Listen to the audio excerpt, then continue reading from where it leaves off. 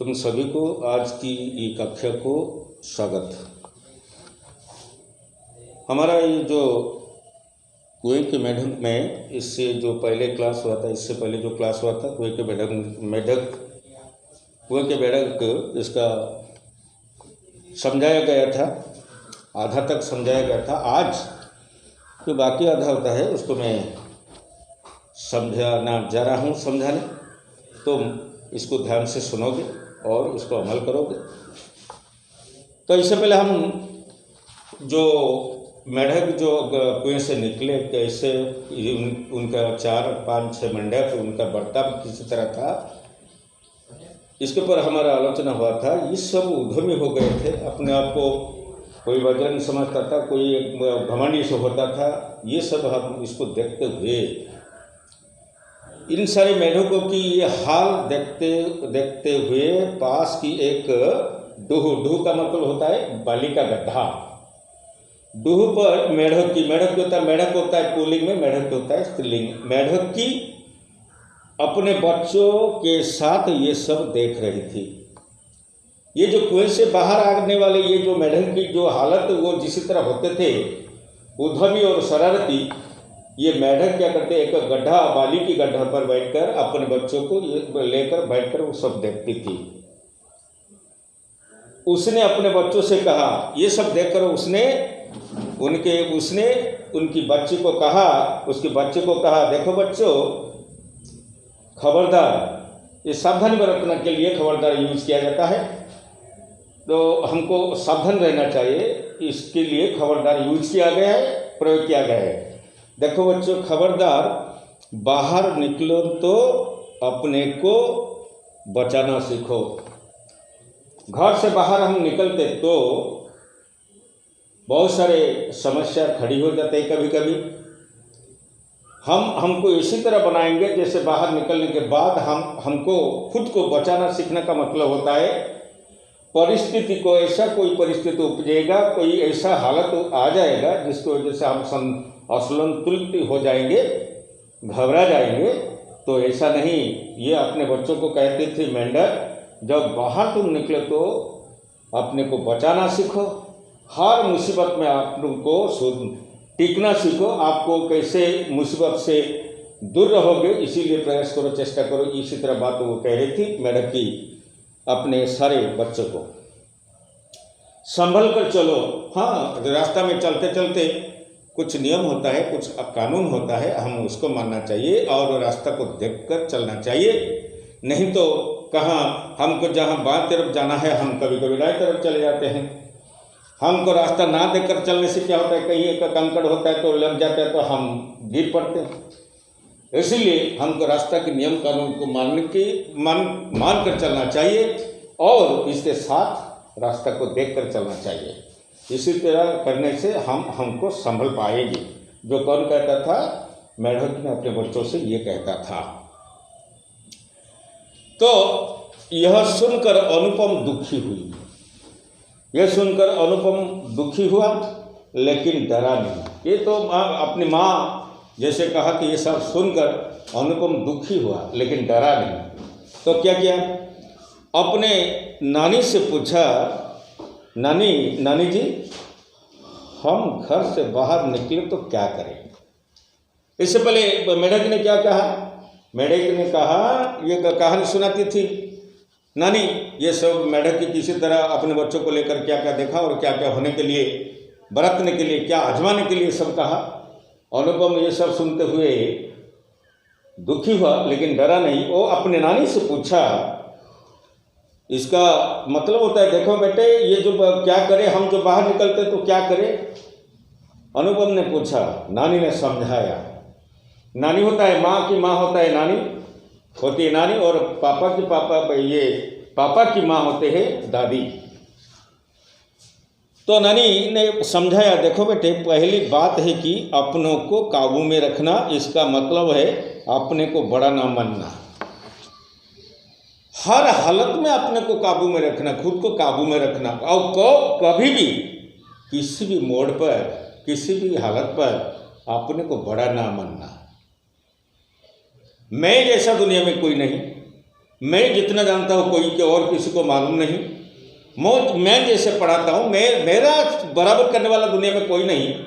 ये होता है बड़ापन, ये होता है घमंड की बात, ये घमंड की बात होता है। अगर इसी तरह तुम करोगे, इसी तरह कोई करेगा तो इसका बुरा नतीजा ही होगा। तो इसलिए अपनों को कभी भी बड़ा ना मानना, यह विनय का भाव है। जितना कुछ मालूम है तुम्हें, बहुत सारे मालूम है, लेकिन फिर भी तुम और ज्ञान प्राप्त करने के लिए प्रयास करोगे, कोशिश करोगे।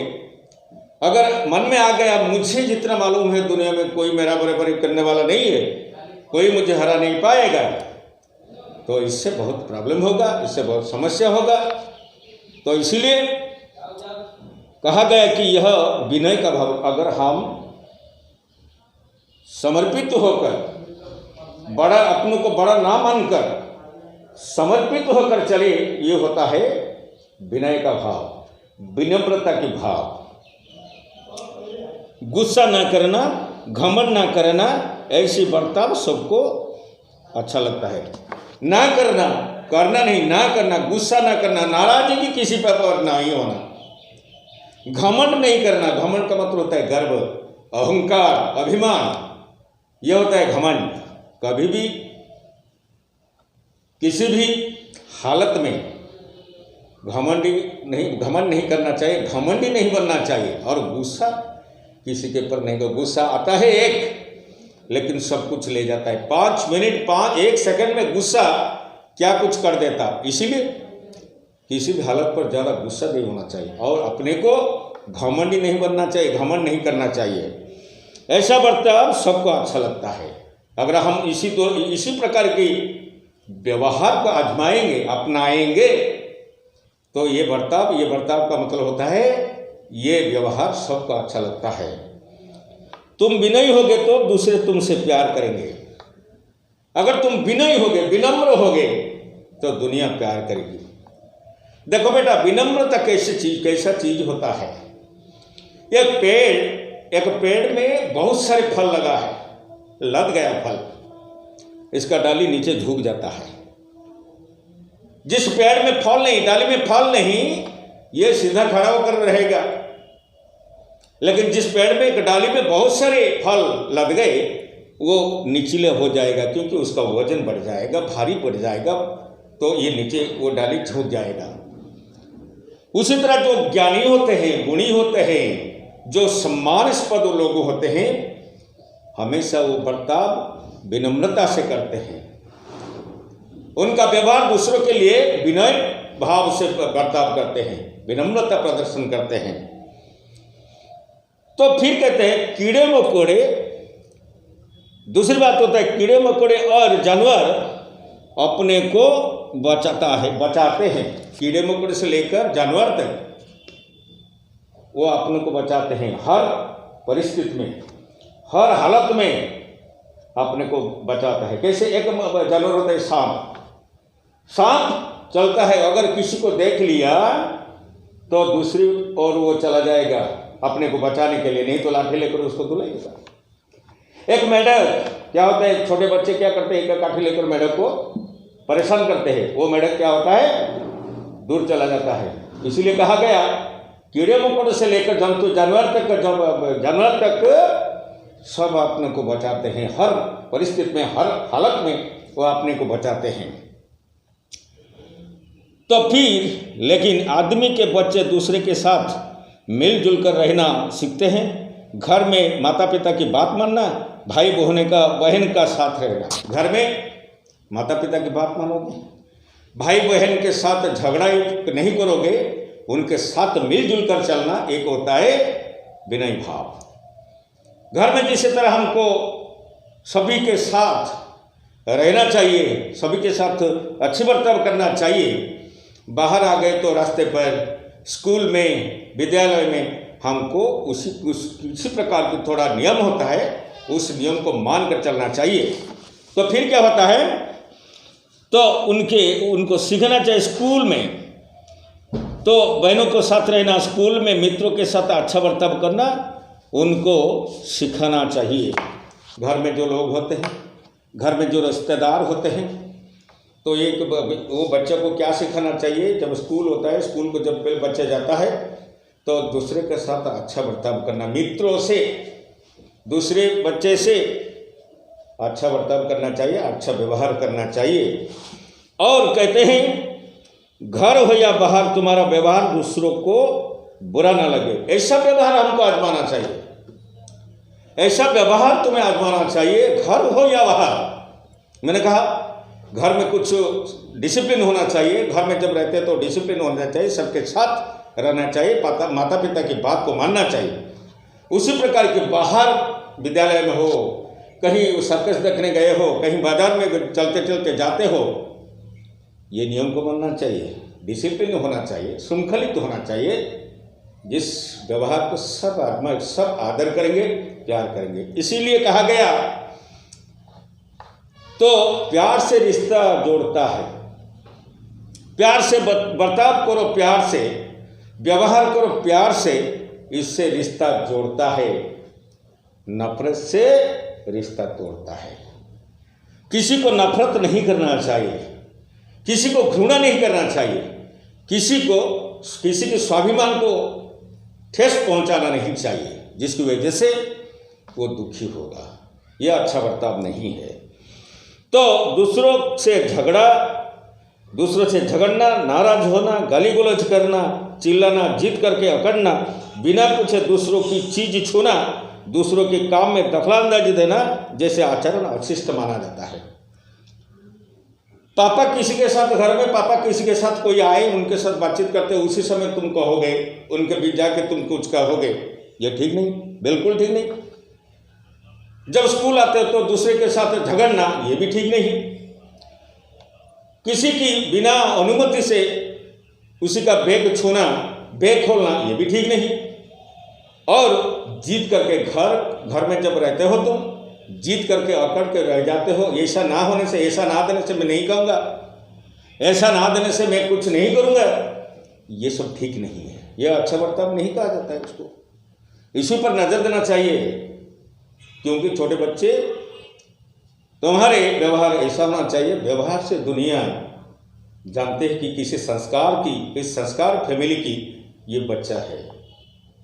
व्यवहार से पता चल जाता है तुम्हारे परिवार में संस्कार है, पापा माँ तुम्हें संस्कार सिखाए कि नहीं, ये तुम्हारा व्यवहार से पता चल जाता है।